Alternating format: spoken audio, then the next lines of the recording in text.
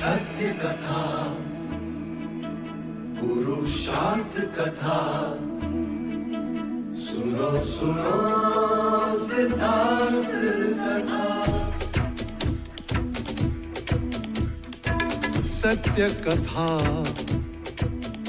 पुरुषार्थ कथा, सुनो सुनो सिद्धार्थ कथा। चढ़ते सूरज सा तेजवान वो कीर्तिमान, हुंकार भरे जब कूच करे, थर थर कांपे आसमान। वो राजपुत्र वो शूरवीर, पर्वत को भेद दे उसके तीर, शांति का स्रोत करुणा की धार, निर्झर झरे मन से अपार। वो राजपुत्र वो शूरवीर, पर्वत को भेद दे उसके तीर, है शाक्य वंश का वो तारा, जगमग है जिससे जग सारा। सत्य कथा, पुरुषार्थ कथा, सुनो सुनो सिद्धार्थ कथा। आज तुम्हारे विवाह के दिन तुम यहाँ हो मेरे पास।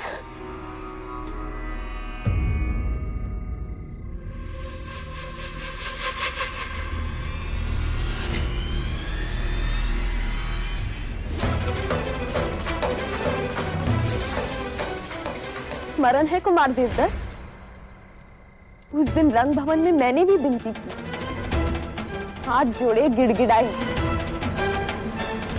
पर आपने मनमानी की। आज एक स्त्री ने अपनी मनमानी की। तू यहाँ कैसे आई? बोल। मैंने तुम्हारी और कार्तिक की सारी बातें सुन ली,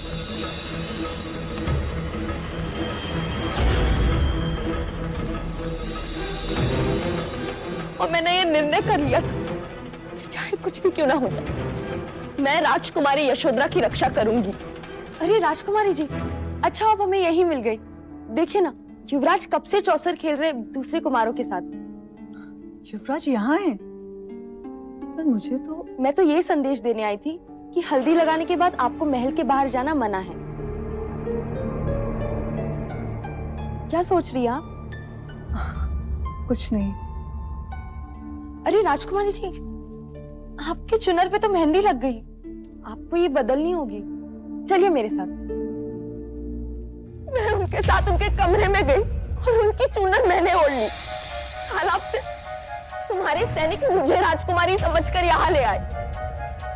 कंचनी, तुझे पता नहीं है तूने क्या किया है? पता है, जिस मनुष्य ने औरतों को सम्मान दिया है, उसके लिए एक छोटा सा काम किया है।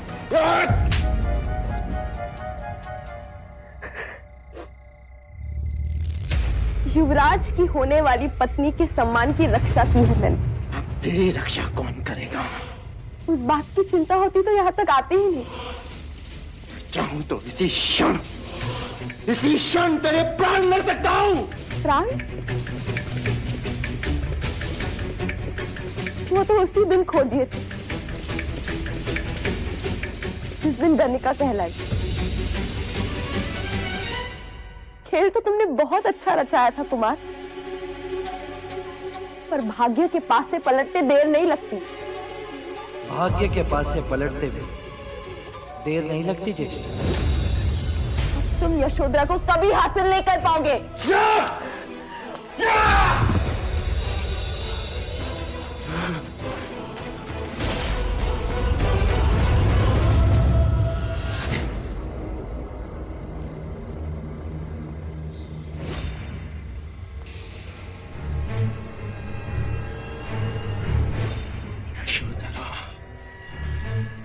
यशोधरा, यशोधरा!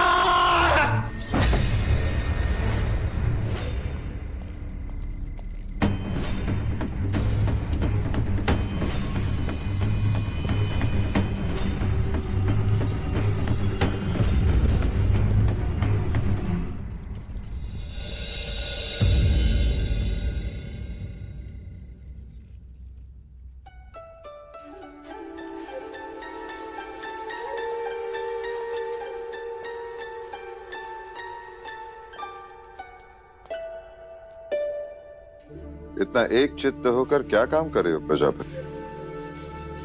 मैं ये देख रही हूँ कि ये आभूषण सिद्धार्थ के वस्त्र के अनुरूप है भी या नहीं। लेकिन ये काम तो लौशिका भी कर सकती है ना प्रजा? नहीं अमिता दीदी, मैं नहीं चाहती कि सिद्धार्थ के विवाह में कोई त्रुटि रह जाए। अंततः ये महाराज शुद्धोधन के पुत्र का विवाह है। परंतु एक त्रुटि है महादेवी। वो क्या देव? मैंने भारतवर्ष के सारे राजा महाराजाओं को विवाह का निमंत्रण भेज दिया है, परंतु एक राजा रह गया। आप किसकी बात कर रहे हैं देव? तुम्हारे छोटे पुत्र की।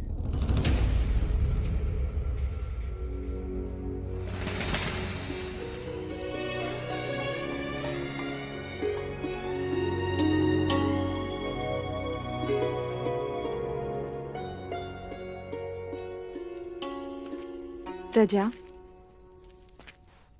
सिद्धार्थ के पालन पोषण में तुम इस तरह डूब गई कि तुम भूल गई कि तुम्हारा भी अपना कोई पुत्र है।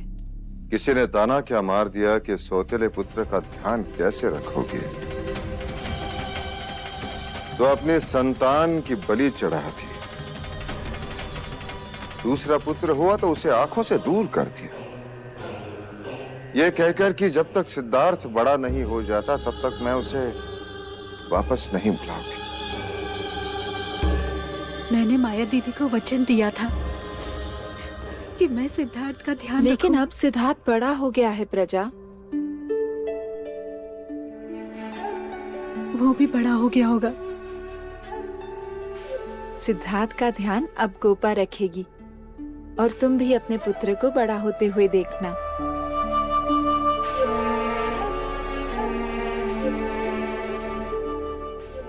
मुझे तो अब ये भी ज्ञात नहीं कि मैं उसे क्या कह के पुकारूंगी। नंद, नंद कहकर पुकारो उसे। नंद? माँ,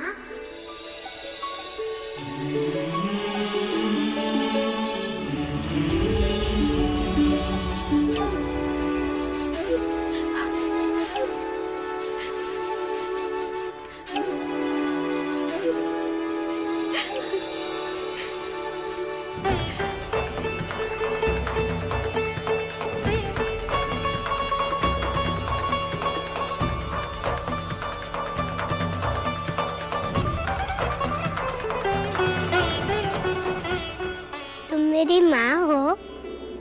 तुम बांसुरी बजाती हो? मुझे सिखाओगी?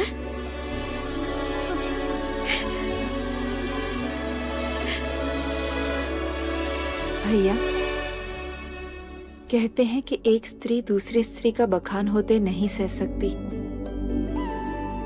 पर आज जगत की सारी स्त्रियां इस स्त्री के सामने नतमस्तक हैं।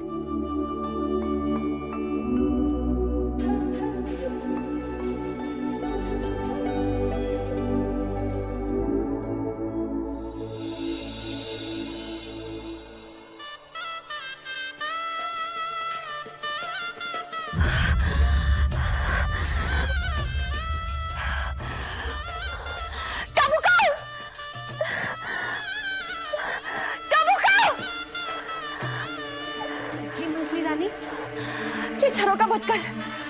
संगीत के सुर मेरे कान को डस रहे हैं।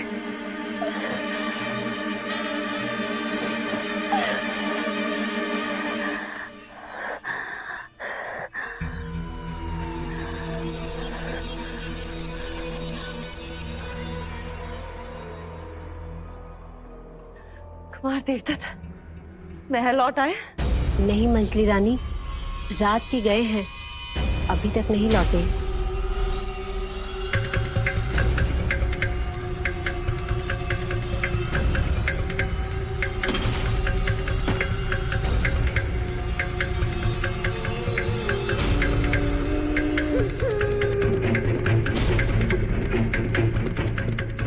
ले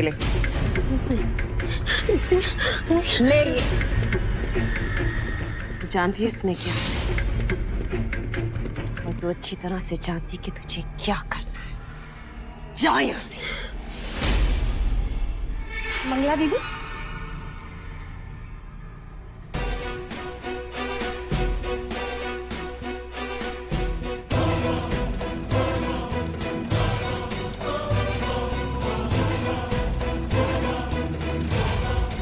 दीदी आप अब तक तैयार नहीं हुई? वहां महादेवी कब से आपके बारे में पूछ रही हैं और आपके वस्त्र। कामुका जी मैं तो कब से कह रही हूँ, परंतु मंजली रानी है कि कुछ मेरी ठिठोली कर रही है। कुमार देवदत्त का विवाह हो रहा है जो मैं श्रृंगार करूं। नहीं जाना मुझे किसी भी विवाह में। जा यहाँ से।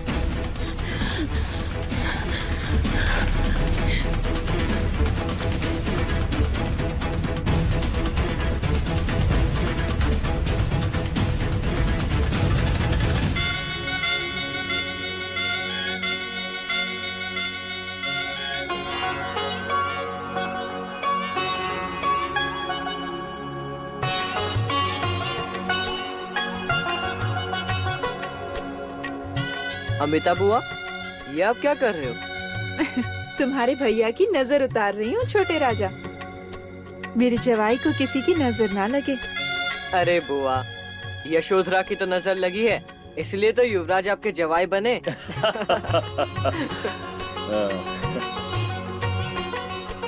अब ये क्या है? जवाई के गले में घेरा। लो, बंद गए सिद्धार्थ भैया। अब इससे छुटकारा नहीं है, सोच लो।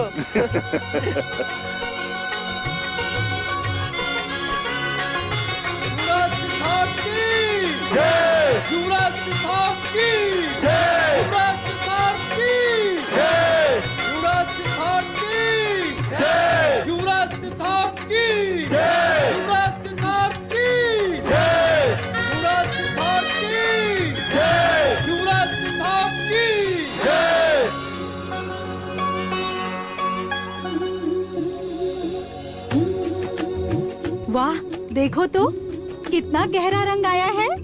अर्थात युवराज सिद्धार्थ का प्रेम भी उतना ही गहरा होगा।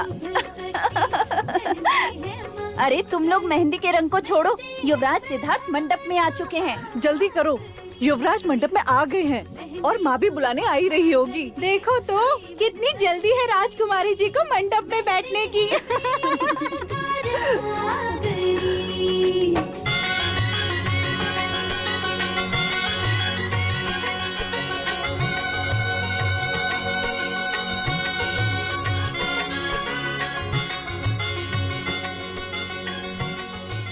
विभा जी, मंगला दीदी नहीं आई?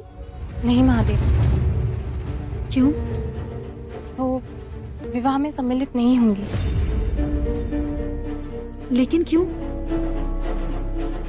मैंने कहा था ना, मंगला विवाह में कोई विघ्न न उत्पन्न करे तो ही अच्छा।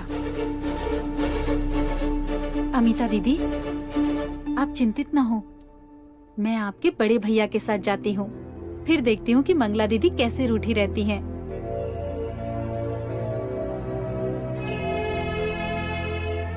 देव,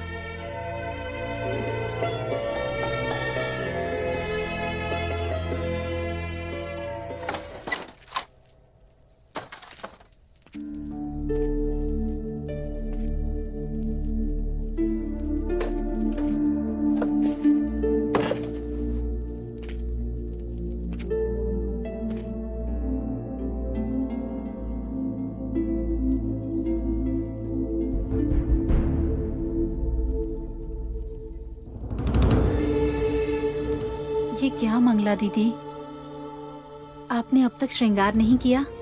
सिद्धार्थ कब से मंडप में पहुंच गया है। चलिए उठिए, देवदत्त भी न जाने कहाँ चला गया। उठिए मंगला दीदी। नहीं महादेवी। क्या हुआ मंगला? मैं पुनः अपनी जग हसाई नहीं करवाना चाहती महाराज। जग हसाई अर्थात? वर्षों पहले हर्ष में आकर मैंने सबसे कह दिया था कि मेरा ब्याह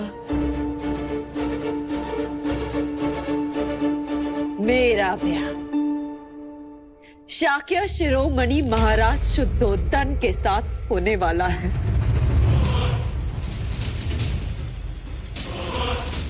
परंतु मेरी जगह साई हुई। यदि आज मैं विवाह में आई तो लोग मुझ पर हंसेंगे नहीं, कहेंगे मंगला को तो कोई लाज लज्जा है ही नहीं। बड़ी बड़ी बातें कर रही थी। मेरे पुत्र देवदत्त का विवाह यशोधरा के साथ होगा, परंतु उसका विवाह तो आज सिद्धार्थ के साथ हो रहा है।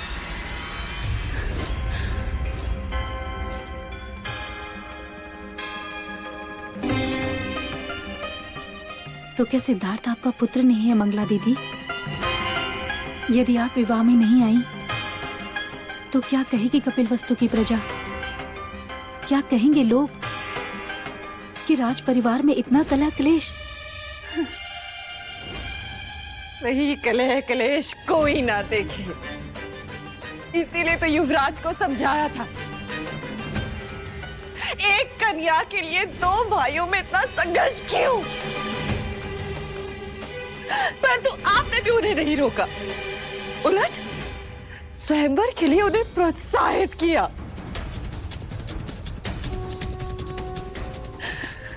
क्योंकि अब मेरे देवदत्त के लिए आपको पहले जैसा स्नेह नहीं रहा। गलत धारणा है तुम्हारी।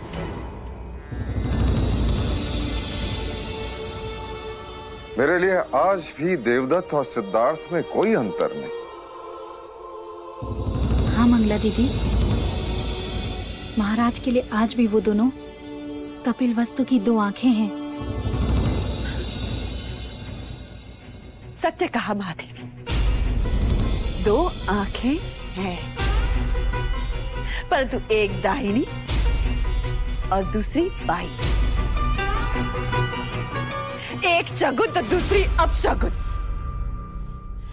एक शाक्यों के सिंहासन पर बैठेगा और दूसरा वही सिंहासन के सामने नतमस्तक।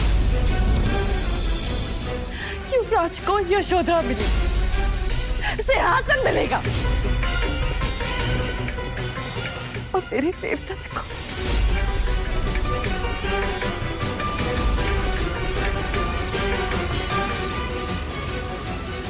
मैंने निश्चय किया था कि जब सिद्धार्थ का राज्याभिषेक होगा तब देवदत्त के नाम पर भी उत्तर का प्रदेश कर दिया जाएगा, ताकि दोनों कुमार अपने अपने शाक्य सीमाओं का विस्तार कर सके और शाक्य संघ में हमारा वर्चस्व ऐसा ही बना रहे।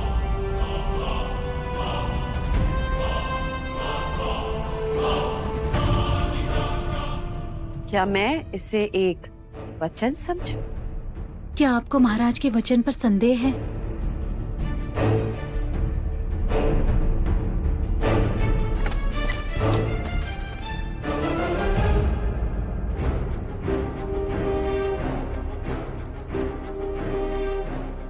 युवराज, तुम मंडप छोड़कर यहाँ क्यों चले आए? क्योंकि आपसे एक प्रश्न करना था। प्रश्न? क्या नाते केवल रक्त के होते हैं? यदि वो रक्त के ना हो तो संबंध नहीं होते।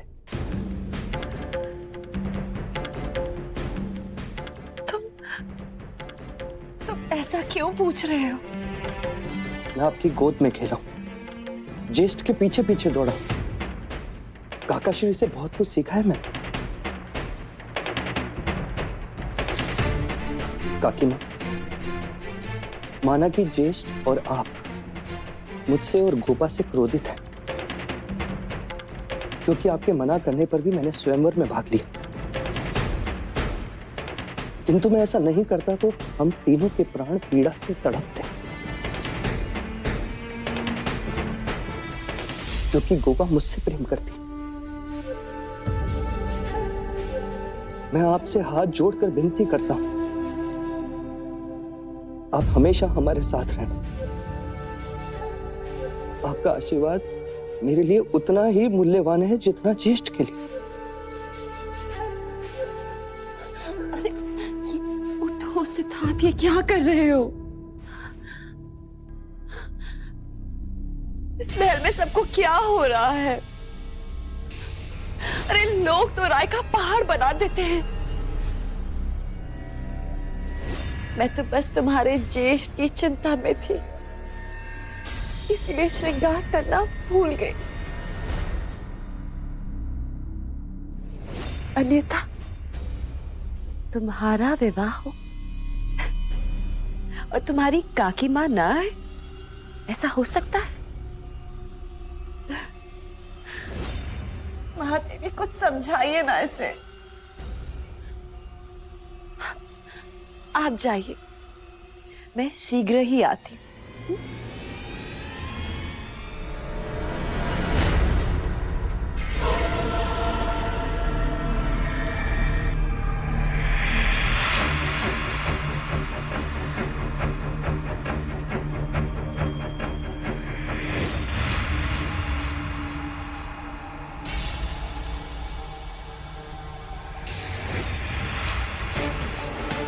कौशल नरेश महाराज प्रसन्नजीत की, कौशल नरेश महाराज प्रसन्नजीत की, कौशल नरेश महाराज प्रसन्नजीत की, कौशल नरेश महाराज प्रसन्नजीत की, कौशल नरेश महाराज प्रसन्नजीत की, कौशल नरेश महाराज प्रसन्नजीत की।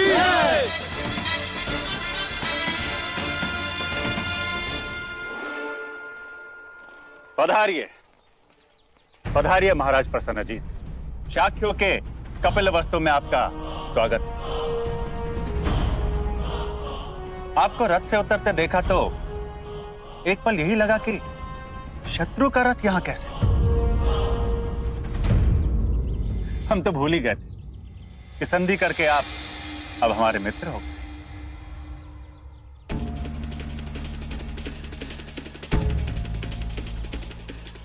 हम मित्र के साथ मित्र हैं, शत्रु के साथ शत्रु,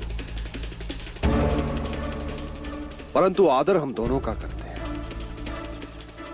यदि ये बात सत्य है कि आप हमारे मित्र हैं, तो हमारे साथ द्वार पर खड़े होकर हमारे अतिथियों का स्वागत इन फूलों से कीजिए। दीजिए। क्या मैंने कुछ अनुचित कहा मित्र? नहीं राजा द्रोणोदन, आज मंगल अवसर आपके द्वार पर है, कल हमारे द्वार पर हो सकता है। कपिल वस्तु में आपका स्वागत है कौशल नरेश।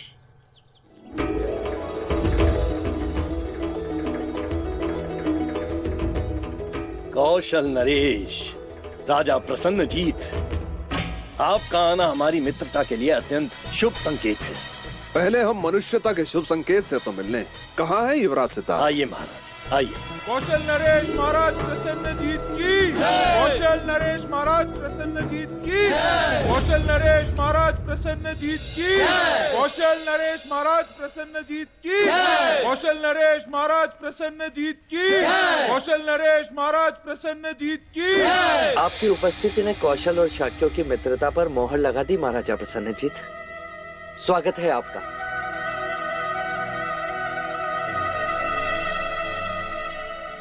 अच्छा हुआ आप शीघ्र आ गए। हमारे ज्येष्ठ देवदत्त अभी तक आए नहीं, तो आपको ही वर के मित्र के कर्तव्य निभाने होंगे। आइए। कौशल नरेश महाराज प्रसन्नजीत की, कौशल नरेश महाराज प्रसन्नजीत की, कौशल नरेश महाराज प्रसन्नजीत की।